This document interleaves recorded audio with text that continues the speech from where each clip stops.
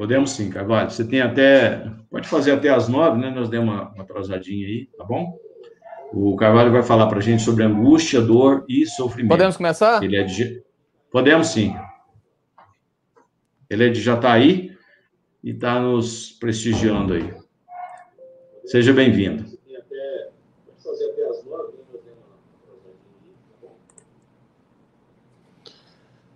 Muito boa noite a todos. Que a paz do nosso Mestre Jesus seja sempre em nossos corações.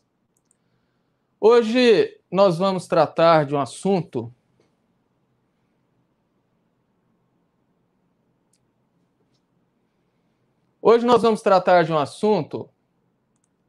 bastante pertinente no momento que nós estamos vivendo atualmente.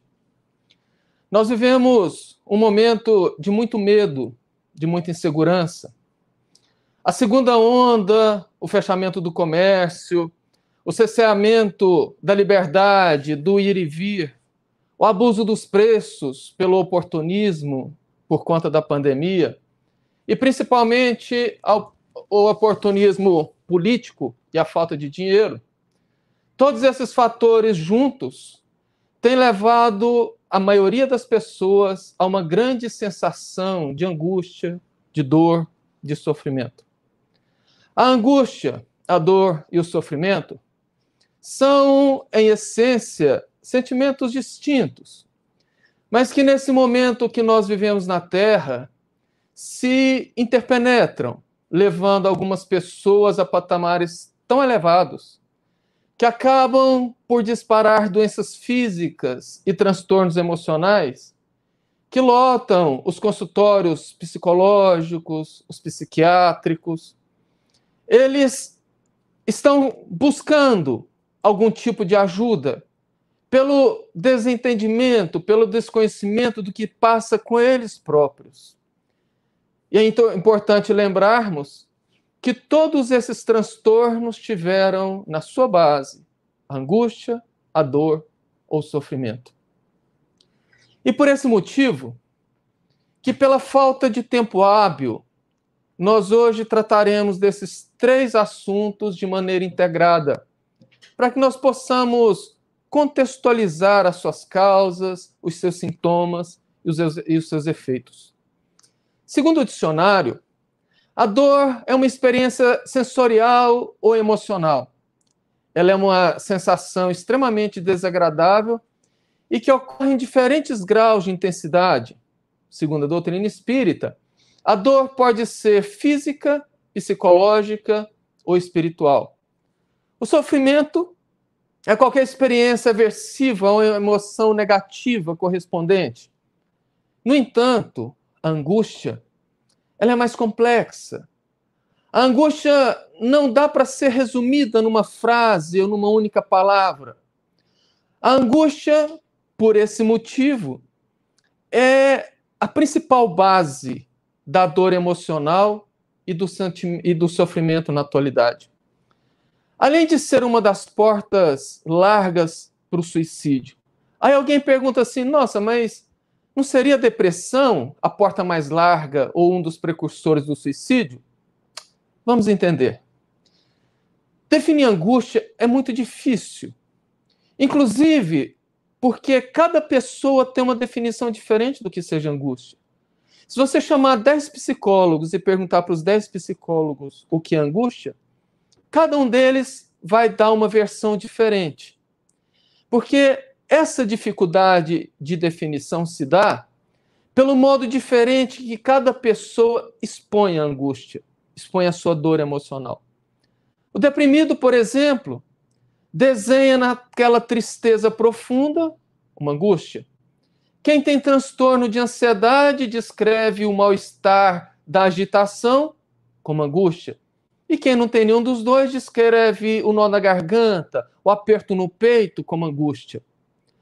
Angústia tem 2 etimologias, deriva do grego angor e do latim angustia, que significa opressão, aflição, sufocamento. Sigmund Freud, conhecido no Brasil como Freud, descreve a angústia apenas como uma emoção desagradável.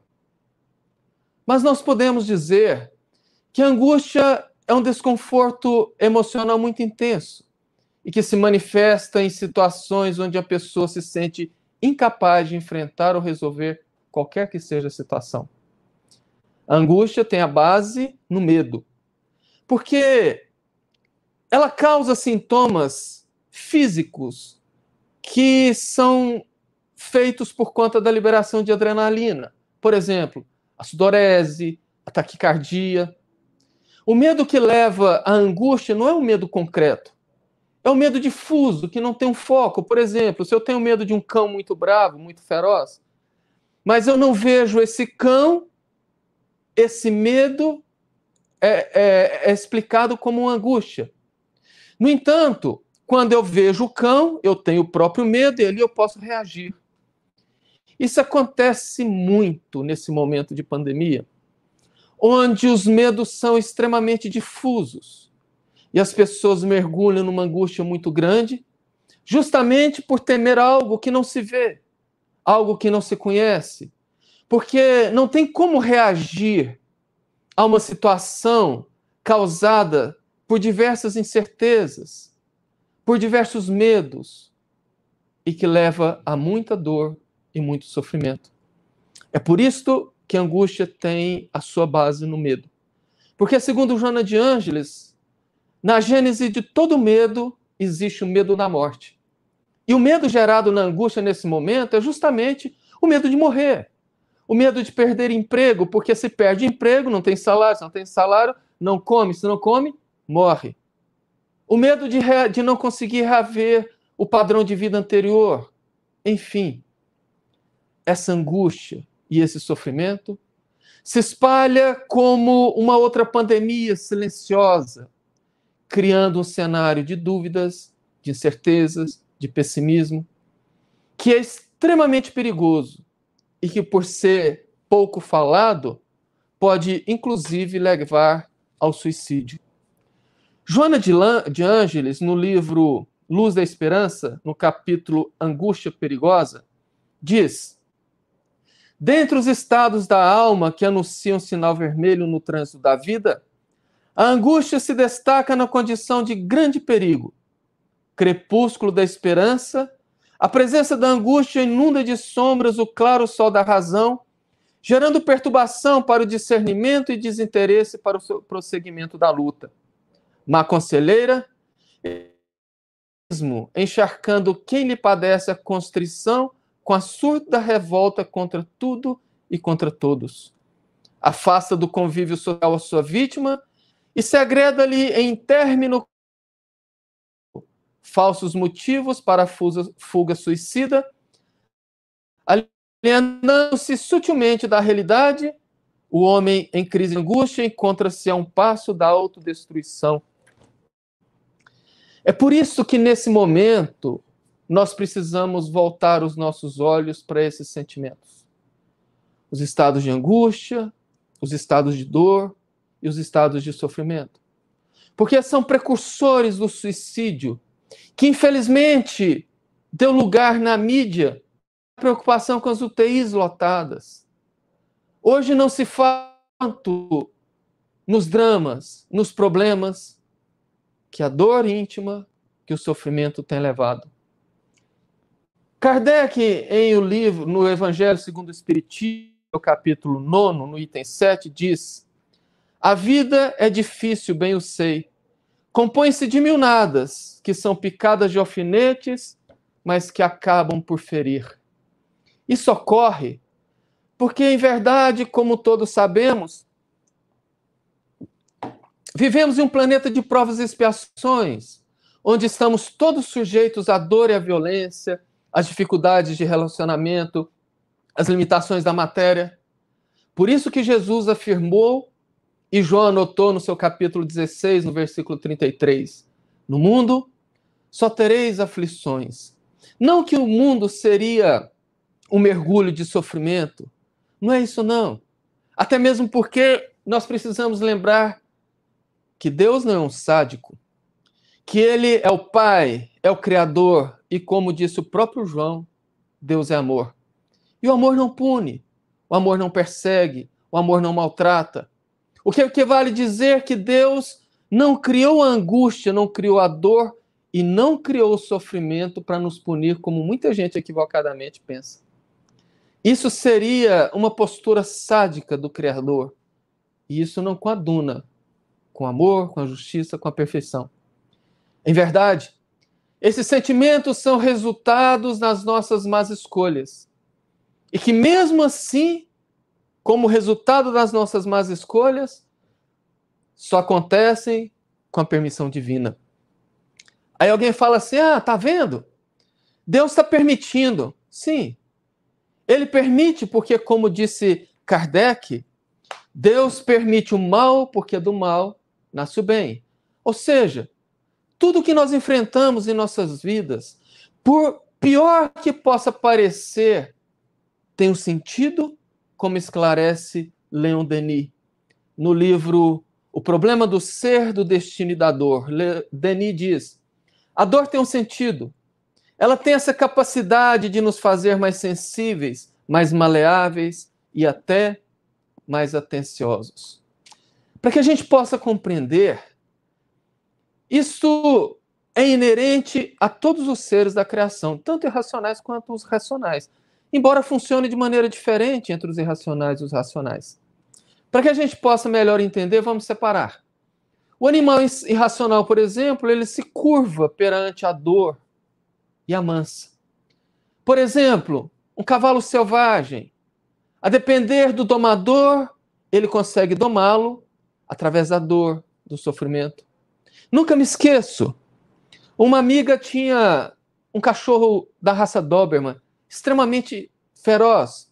Um cão que foi adotado já adulto e que vivia amarrado no fundo do quintal de tamanha sua ferocidade.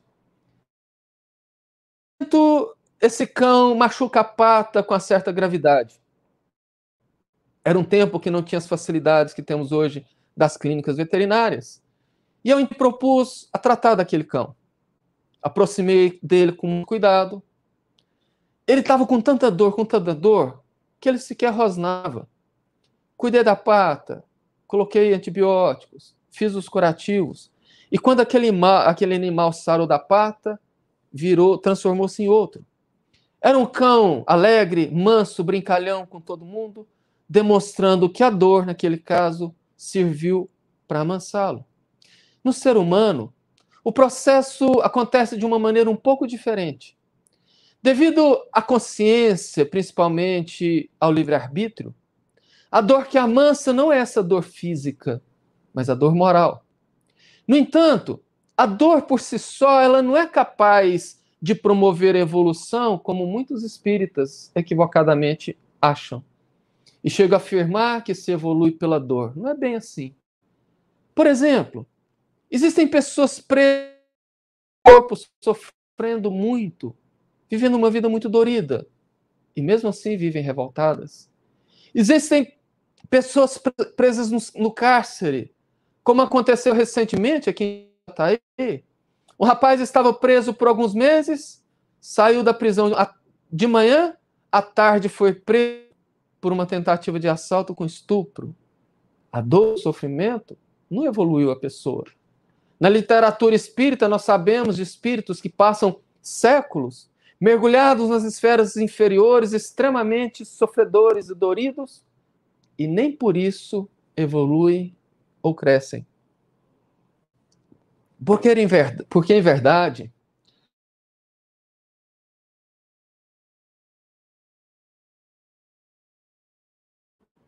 quando ele tem consciência que precisa mudar para poder curar-se.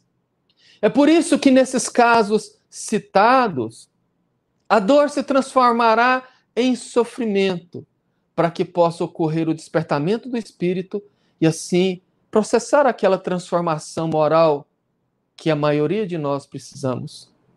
Mas qual o despertamento que você está falando? Joana de Ângeles disse que a grande maioria da humanidade vive hoje uma consciência de sono, que vive para satisfazer do pescoço para baixo, ou seja, o estômago e o sexo. É desse despertamento que nós estamos falando. Porque existem pessoas como ela disse, a grande maioria, que vivem essa consciência de sono, e uma pequena maioria que já despertou. E o sinal principal de que a pessoa já se encontra desperta para essa realidade do espírito é quando ela enfrenta uma dor, ela enfrenta um sofrimento, mas ao invés de se queixar, de se lamentar, de bater no peito e perguntar por quê, ela se pergunta para quê. E é nesse movimento da pergunta do para quê que nós vamos ao encontro das causas do nosso sofrimento. E assim temos condições de equacionar o problema e alcançar a cura. Infelizmente, esses despertos somos a minoria.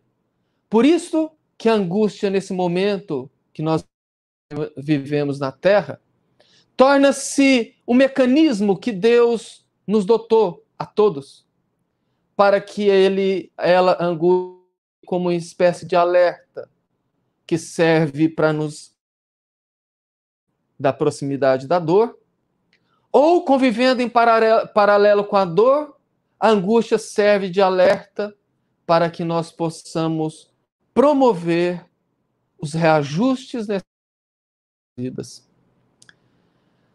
Alguém por acaso já se perguntou por que em pleno século XXI, com tantos avanços, ainda sofremos tanto?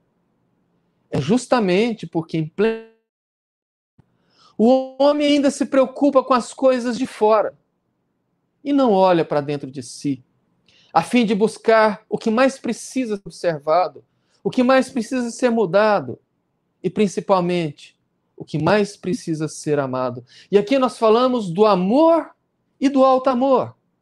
Hoje nos deparamos com uma quantidade muito grande de pessoas totalmente desprovidas do alto amor. Querem dar o que não têm.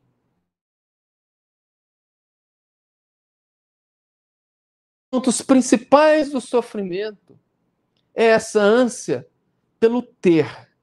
As pessoas buscam ter coisas, ter pessoas, ter status, ter condições que falsamente as tornam melhores. E sempre que um homem pendula entre o ser e o ter, aparece o sofrimento. Por isto, isto se dá pelo conflito causado entre a necessidade que nós temos natural daquilo que precisamos para o nosso crescimento e o desejo de ter, que é sempre imediatista. Consegue perceber a diferença? Nós conhecemos, dificilmente não se conhece uma pessoa, em particular aqui uma mulher, que sofre porque não consegue colocar prótese nos seios.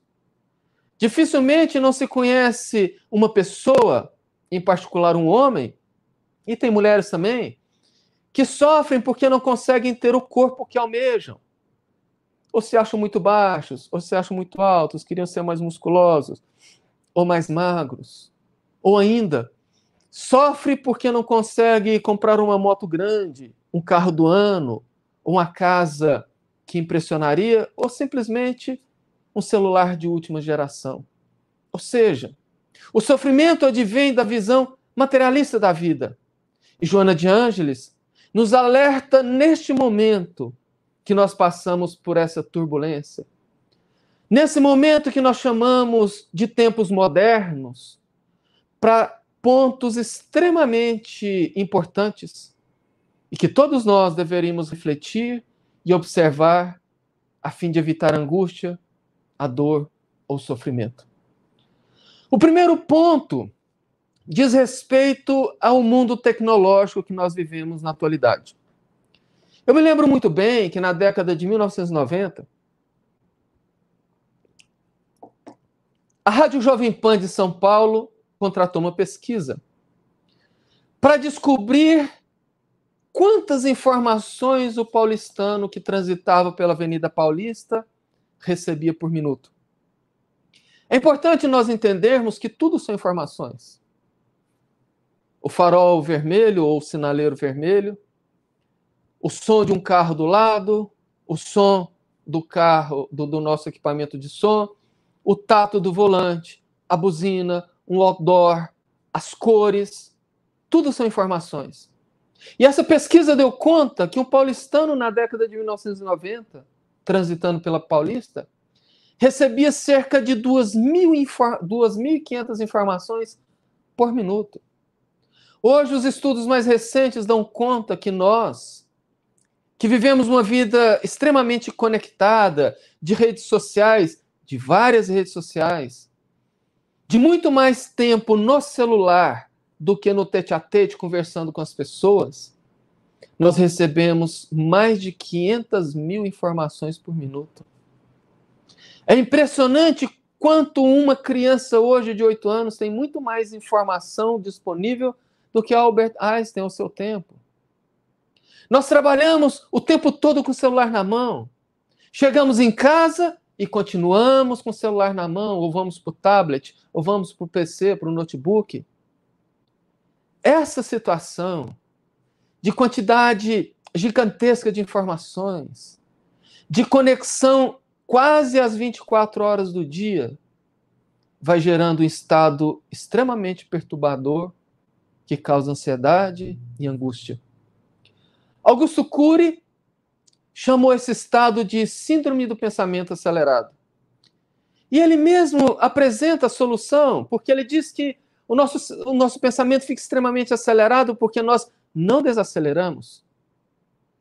São informações do momento que acordamos. Tem pessoas que a primeira coisa... Eu me lembro muito bem quando a gente era adolescente, criança, tinha aquela pegadinha, qual a primeira coisa que você faz ao acordar? Abrir os olhos. Hoje, as pessoas, a primeira coisa que faz é levar a mão para buscar o celular para depois abrir os olhos.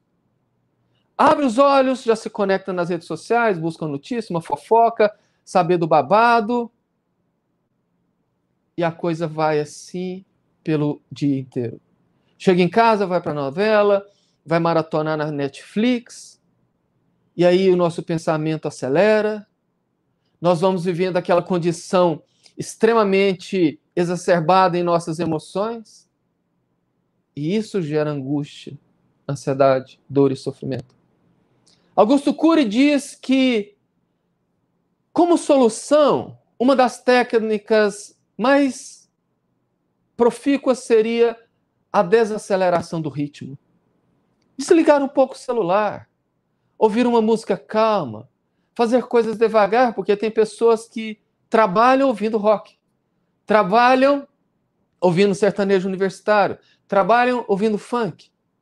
Então que se ouça uma música mais calma, mais tranquila, que se faça as coisas mais devagar, pensando no que está fazendo.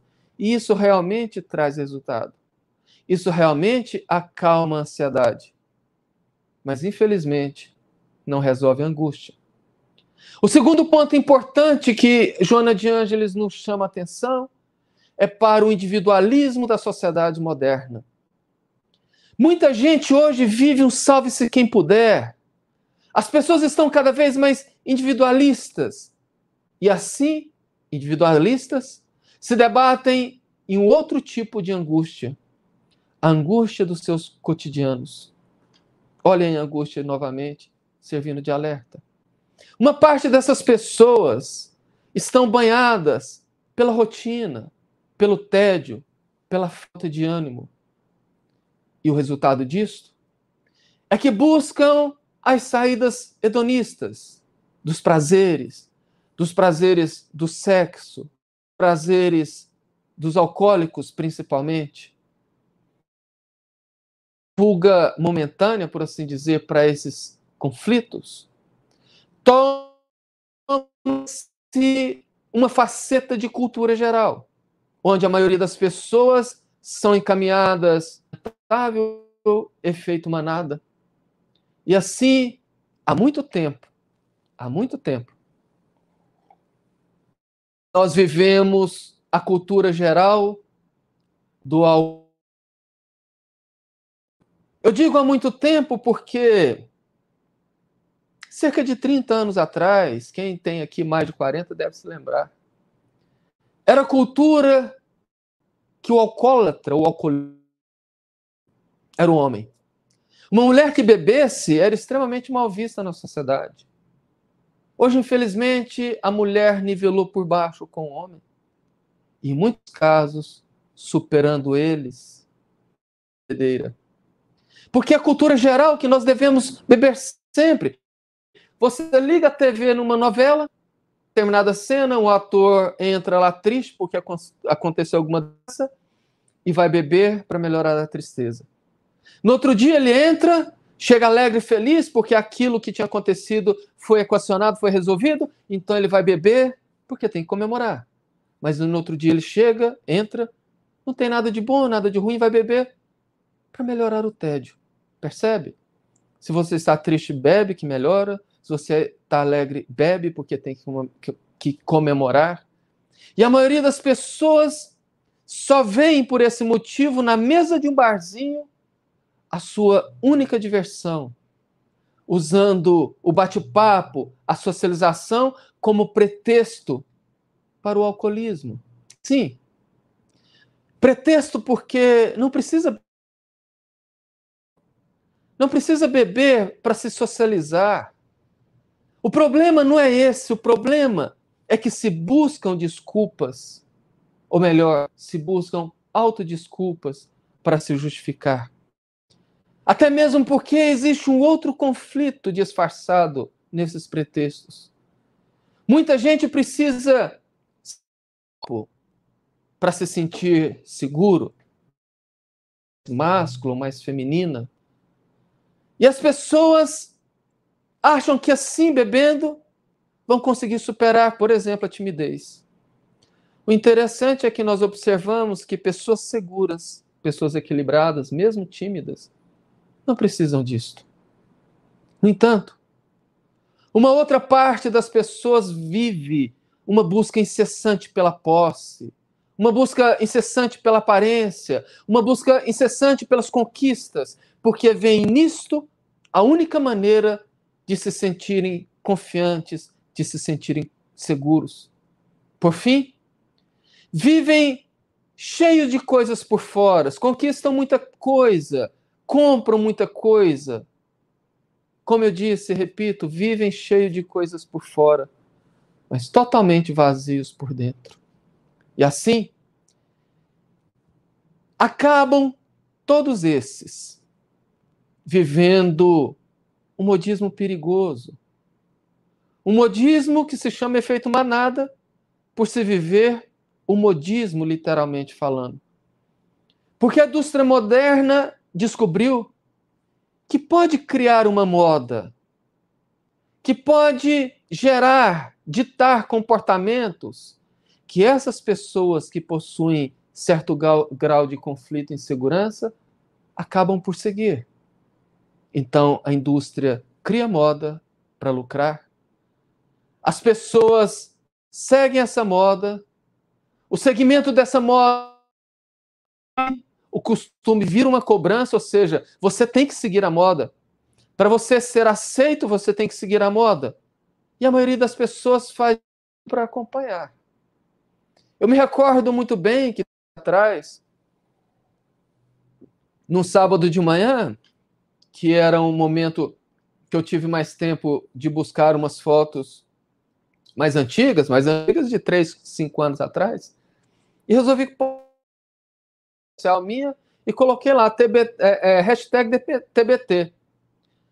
Quase que de imediato uma pessoa me chamou e disse: "Ei, hoje não é dia de TBT?" E eu perguntei: "Está escrito isso? Quem te contou?"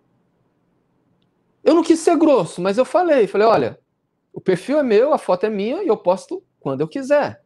A pessoa desapareceu. Mas como eu disse, eu não quis ser grosso, eu quis explicar para ela que eu não entro nesses modismos, que não é porque hoje não é quinta-feira que eu não posso postar. É esses modismos, essa viciação, essa condição criada de falsa necessidade de poder desse mundo atual e tecnológico, que Joana de Ângeles chama a atenção.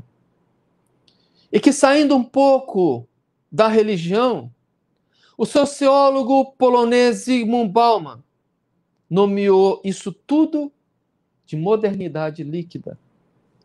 Anota Bauman.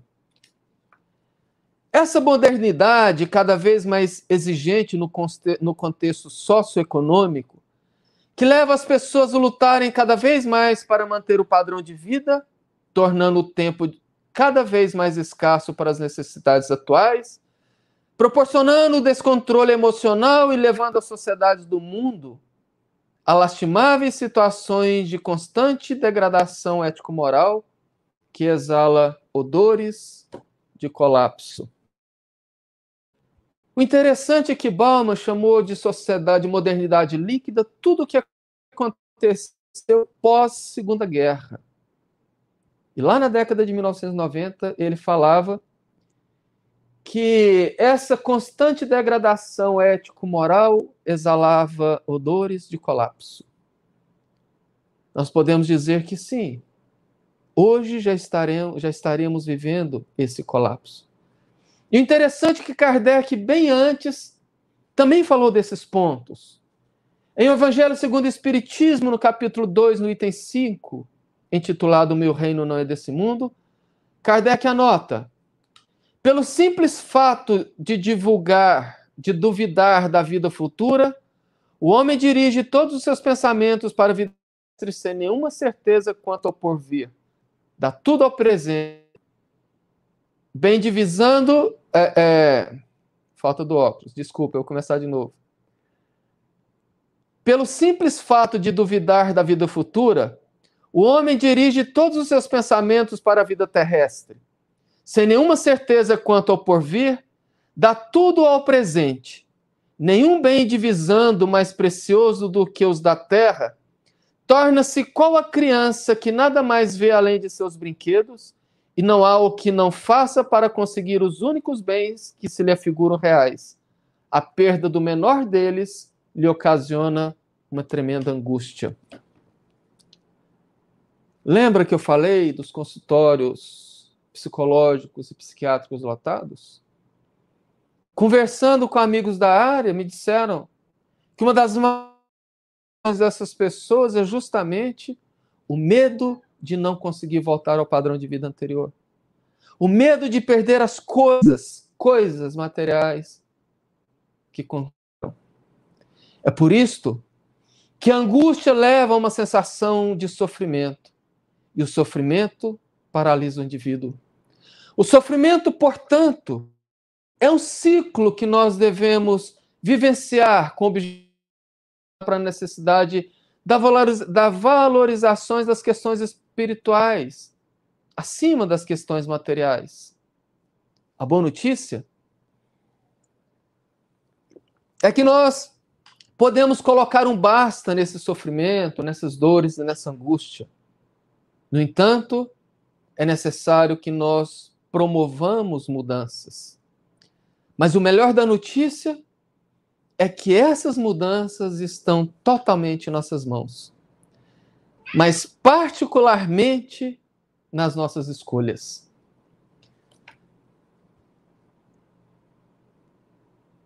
Joana de Ângeles, no livro Jesus e o Evangelho à luz da psicologia profunda, diz: os humanos transitam no seu processo evolutivo invariavelmente crucificados. Esse é o TEL, para todo mundo conhecer, o curioso.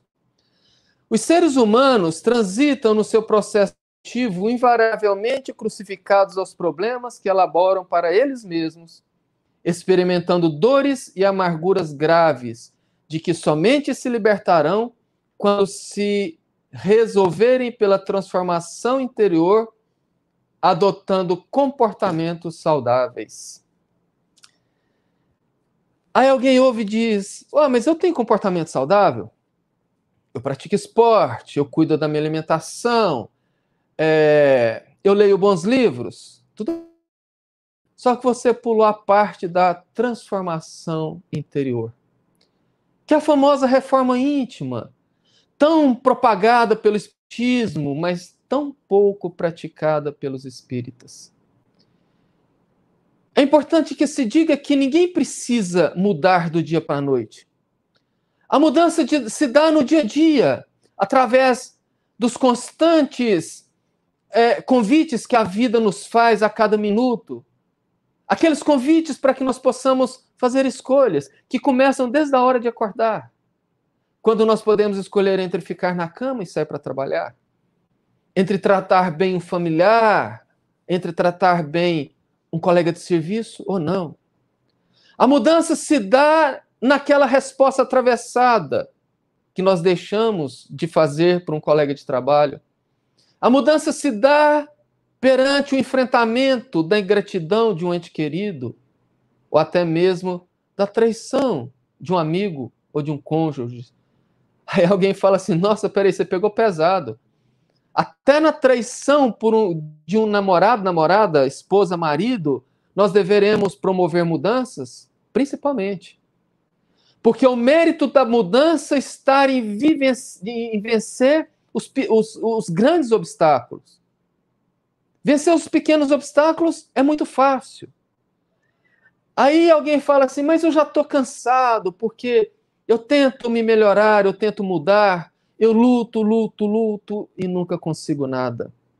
Nesse caso, nós apresentamos a velha novidade, Jesus, que em Mateus capítulo 11, entre os versículos 28 e 30, disse, vinde a mim todos os que estáis cansados e oprimidos, e eu vos aliviarei. Tomai sobre vós o meu jugo e aprendei de mim, que sou manso e humilde de coração, e encontrareis descanso para as vossas almas, porque o meu jugo é suave e o meu fardo é leve. Este é o momento, meus queridos, de buscarmos a Jesus exercitando a nossa fé. Essa frase, buscar a Jesus exercitando a nossa fé, é a chave principal para o fim do nosso sofrimento. Mas aí a gente ouve quando fala isso, mas eu já faço isso e continuo sofrendo. Quando eu ouço isso, eu digo, você acha que faz? Aliás, a grande maioria das pessoas afirmam, bate no peito, que seguem Jesus, que tem fé. Será mesmo? Vamos separar para entender. Em relação à fé, não falamos aqui da fé que cega a pessoa pela falsa ideia da crença. Para uns, ter fé é apenas acreditar, e muitos afirmam que creem, mas no fundo, quando são colocados à prova pela vida, sempre vacilam. Quando a vida apresenta suas adversidades, sempre vacilam. Outros ainda acham que a fé imuniza a pessoa da dor. Ou seja, para essas pessoas, basta ter fé e a dor jamais virá. É um pensamento lamentável, porque atravanca o aprendizado da dor e leva à negação da dor, que mesmo sofrendo a pessoa nega, porque tem que se autoafirmar naquela pseudo-fé. Esses são exemplos de fé cega. O conceito paulino, que muitas dessas pessoas se assentam, o conceito de Paulo de Tarso, quando ele fala da salvação pela fé, é um pouco diferente do entendimento superficial da letra. O conceito paulino da salvação pela fé fala da vivência da fé segundo a etimologia da palavra. Ou seja, Paulo não estava equivocado. Paulo apenas falava um idioma que a maioria das pessoas não compreenderam hoje.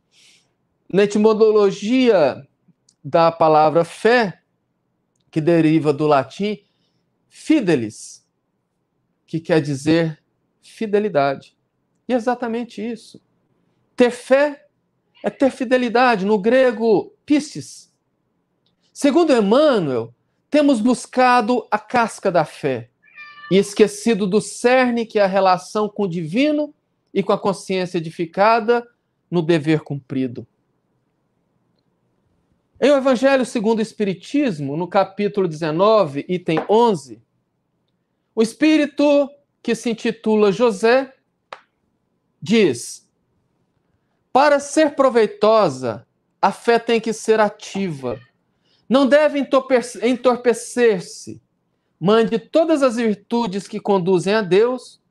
Cumpre-se velar atentamente pelo desenvolvimento dos filhos que gerou. A esperança e a caridade são corolários da fé e formam com esta uma trindade inseparável. Inspiração divina, a fé desperta todos os instintos nobres que encaminham o homem para o bem. É a base da regeneração. Pregai pelo exemplo da vossa fé, para a incutirdes nos homens. Pregai pelo exemplo das vossas obras, para lhes demonstrarem o merecimento da fé. Pregai pela vossa esperança firme, para lhes dar-lhes haver confiança que fortifica e põe a criatura em condições de enfrentar todas as vicissitudes da vida. Tem, pois, a fé, com o que ela contém de belo e de bom, com a sua pureza, com a sua racionalidade. Não admitais a fé sem comprovação cega, filha da cegueira. Amai a Deus, mas sabendo que o amais. Crede nas suas promessas, mas sabendo porque acredita nelas. Percebe? Esta é a verdadeira prática da fé. Em relação a seguir Jesus, que é a segunda parte da frase, eu falo de Jesus, o Cristo. O mensageiro de Deus que trouxe a boa nova, o Evangelho. Eu não falo desse Jesus apresentado pela maioria das religiões. O Jesus que devemos buscar é aquele que encarnou na Terra, não para ser um mito, mas para ser o modelo e o guia da humanidade. Guia no sentido de que ele nos leva pelos caminhos difíceis da vida. E modelo no sentido de que devemos praticar o que Jesus praticou. E é aqui que o bicho pega. Porque Jesus viveu a sua vida ensinando. Jesus aproveitava cada oportunidade de ensinar. No entanto, o seu maior ensino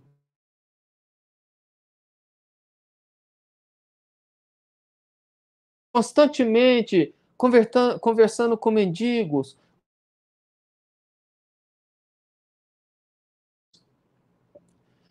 Ele nos ensinou, portanto, a buscar os necessitados para oferecer o que nós temos de melhor em nós mesmos. Não bens materiais, não coisas. O nosso amparo, o nosso apoio, a nossa palavra, o nosso aperto de mão, o nosso abraço, a nossa companhia. É essa a grande cura para nosso sofrimento, segundo Joana de Ângeles. No livro Luz da Esperança, ela nota: sem descartarmos a terapia médica, sugerimos ao paciente de angústia um esquema de emergência que lhe resulta em salutar recuperação. A visita àqueles que, em solidão, disputam migalha de amizade. Uma visita a pessoas com o corpo aberto em chagas, necessitadas que lhes removam os curativos. Uma visita aos indivíduos em saudades dilaceradoras, que decorrem da partida de amores que desencarnaram. Uma visita às criaturas em pânico, ante enfermidades irreversíveis, a homens e mulheres extenuados pela luta, às crianças alucinadas pelo abandono, que são fatores de estímulo para a vida pessoal, do corpo e da alma em carência, aguardando uma presença amiga e reconfortadora. São oportunidades de comparação. Se observa faltar nos outros, que toda a vida se estão esforçando para continuar. Se a angústia, a dor e o sofrimento tentam-se nos teus sentimentos e dominar-te a mente, age com todas as forças e sai a ajudar teu próximo.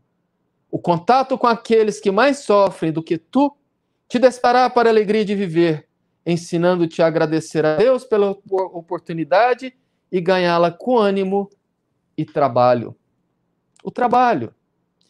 Esse tão falado trabalho, mas tão pouco praticado trabalho. o maior remédio para resolver as nossas angústias nesse momento. Emmanuel, no livro Pensamento e Vida, no capítulo 7, ele diz que existem 2 tipos de trabalho, basicamente. O trabalho-serviço e o trabalho-ação. O trabalho-ação é aquele que transforma o meio por fora. O trabalho-ação transforma o meio por fora, mas por dentro mantém a criatura como está. É o trabalho remunerado, esse que nós fazemos para manter o nosso padrão de vida. Porém, o trabalho-serviço é aquele que envolve sentimento, que transforma o íntimo da criatura. Pode muito bem existir o trabalho-ação, que é aquela caridade praticada para postar uma selfie nas redes sociais, ou aquela caridade praticada para descontar no imposto de renda, que promove ações por fora, mas que não transforma por dentro. O trabalho que Joana de Ângeles fala é o trabalho-serviço, que envolve a vontade, o desapego, a saída da criatura da sua zona de conforto em busca do próximo. Esse trabalho é o que nos dá sentido para a vida. E o sentido para a vida é o que desenvolve a capacidade para o enfrentamento das adversidades e principalmente desse momento que nós vivemos agora. Viktor Frankl, o criador da logoterapia, disse que esse tipo de trabalho nos desenvolve a resiliência, o Culpen, que é justamente a nossa capacidade de enfrentar, vencê-las e voltar que estivemos antes. Por isso que Jesus falou em Mateus capítulo 5, versículo 4, bem-aventurados os aflitos, porque serão consolados. Quando buscarmos primeiramente a Jesus, o consolo vem de todas as partes. É isso que precisamos entender. Porque, como disse o nosso Divaldo, quando a dor, o sofrimento e a perseguição vêm de todos os lados, o socorro vem de cima. E para encerrar, eu gostaria de narrar numa breve história que aconteceu comigo mesmo.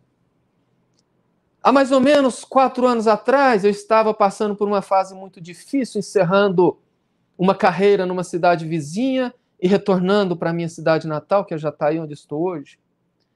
E eu estava vivendo um momento de muitas dúvidas, muitas incertezas, de muitos medos, de muita angústia, de muito sofrimento.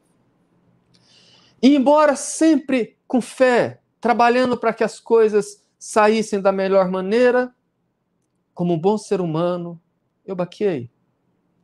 Isso aconteceu certa feita quando eu estava me deslocando de Jataí para Mineiros, que era a cidade que eu morava. E logo depois que eu saí da minha cidade, mais ou menos 5, 10 quilômetros, eu me lembro que era um começo de tarde. Eu estava sozinho na caminhonete, a minha mala no banco de trás. E ali, pensando no que ia acontecer, nas decisões que eu deveria ter no dia, eu senti uma dor muito forte. E comecei a orar. Comecei a orar em voz alta e pedir a Jesus para me ajudar naquele momento. Foi quando eu percebi nitidamente o meu pai já desencarnado ao meu lado, no banco do carona. Quando eu percebi que meu pai estava ali, ele apenas me olhava, sereno, sorridente. Eu desabei. Eu desabei e ali eu chorei copiosamente e disse assim: pai, me perdoa. Me perdoa porque eu não estou conseguindo segurar a barra, eu estou lutando muito, mas está muito difícil, está muito triste. E eu conversei com ele, como eu sempre conversava, quando eu precisava desabafar, enquanto ele era encarnado.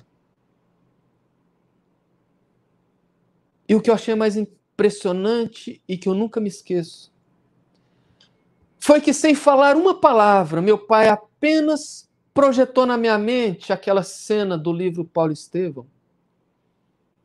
Quando Paulo adormeceu numa caverna e foi desdobrado, e se viu erguer-se a uma esfera superior, onde visualizou Estevão e Abigail. E ali, durante uma conversa muito amorosa, muito salutar, que não dá tempo agora da gente descrever. Ao final, quando apresentou a sua dor para sua Abigail, ela diz 4 palavras que, ao retornar, ele guardou na sua memória. Cena todinha, como se eu estivesse vivenciando dentro dela.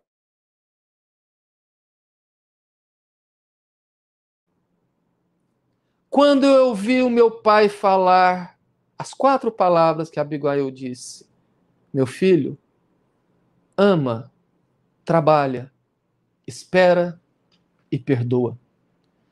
Portanto, meus queridos, eu deixo essa frase de Abigail para que nós reflitamos quando a dor, o sofrimento e a angústia perturbar a nossa paz. Ama, trabalha, espera e perdoa. Deus não fecha os olhos a nenhum dos seus filhos, muito menos àqueles que se esforçam. Muito obrigado pela oportunidade de estar aqui mais uma vez no CEOB. Estava com muita saudade desse povo, dessa casa. Me desculpe pelos transtornos no início, foi uma questão de conexão, eu fiquei sem som. Desculpa pela presença do Theo aqui, que é um pouco invasivo, mas espero ter conseguido passar essas diretrizes para que nós possamos olhar para o futuro de maneira diferente, para que nós possamos encarar com mais força, com mais fé, buscando em Jesus aquilo que nós precisamos para a nossa paz. Muito obrigado a todos e que Jesus nos abençoe. Obrigado, Carvalho. Nós que agradecemos, né? E esperamos contar com a sua presença mais vezes. Pedir para que Deus te ampare, te ajude aí na sua missão de difusão. A gente sabe que não é fácil, né? Ainda mais nessa época que a gente tem as dificuldades de não estar de forma presencial. Mas ainda bem que tem a tecnologia que nos ajuda aí, né? Verdade. Você quer fazer a prece final para a gente? Faço, mas eu tenho que conectar o microfone de novo. Sem problema. Tá me ouvindo? Tô, tranquilo. É porque eu conecto o microfone na saída do fone, aí eu fico sem som. Eu preciso tirar o microfone para te ouvir. Eu tentei conectar pelo computador, não deu certo. Eu convido a todos, então, para que nesse momento elevemos o nosso pensamento ao nosso Mestre Jesus, jubilosos pela oportunidade que a tecnologia nos provê de poder conectar tantos corações em um só coração, que é o coração do Mestre amado. Jubilosos pela essa oportunidade do aprendizado, mas que não nos faz esquecer dos nossos irmãos que tanto sofrem nesse momento. Esses que enfrentam a dor da doença, esses que enfrentam a angústia pelo medo, e esses que enfrentam a angústia por ver os seus sofrerem. Sabemos que ninguém está desamparado, mas isso não nos tira a vontade de pedir por cada um deles, para que Jesus possa amparar a todos nesse momento. A nossa classe política em principal, clareando essas mentes, para que saibam como conduzir esse momento da maneira mais correta que possam fazer. Pedimos que Jesus nos ilumine a todos, nos auxilie para que possamos sempre tomar as melhores decisões, tendo como norte o seu Evangelho. E dessa maneira, jubilosos e agradecidos, em nome de Jesus, encerramos mais uma reunião do Centro Espírita Obreiros do Bem. Que ele possa nos abençoar a todos e que assim seja, e muito obrigado. Obrigado, Carvalho, mais uma vez. Obrigado a todos que estiveram conosco. Obrigado pela presença. E lembrando que toda sexta e toda terça nós sempre temos, né, uma live. e a gente conta com a presença de todos. Muito obrigado, Carvalho. Fiquem todos com Deus.